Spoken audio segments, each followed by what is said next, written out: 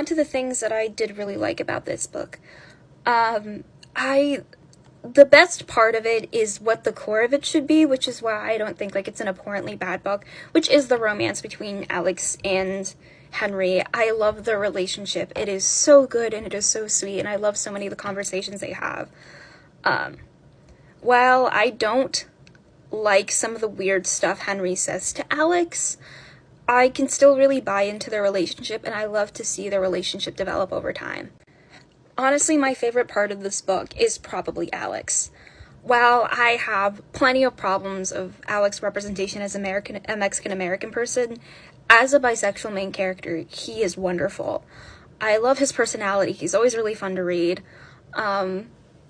His coming out process, specifically just how he discovers himself as a bisexual person, was painfully relatable and really well written. While I'm normally, like, very anti-outing storyline, it was so well handled, and I just think it was really given the weight and horror it needed to be. For the most part, it keeps its generally light tone. There is some good humor in this book that I like. Well, some of it tends to fall on the just pop cultural reference joke. There are conversations that are legitimately good.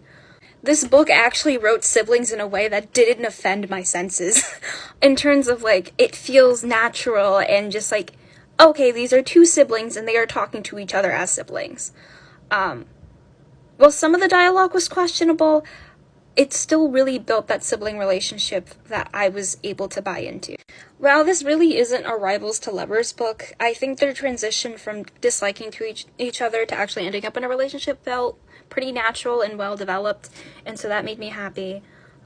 So while there are a lot of distracting side problems to the book, the main core of what the book should be is there.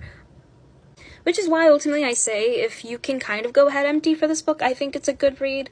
But otherwise, there are just a lot of distracting side problems.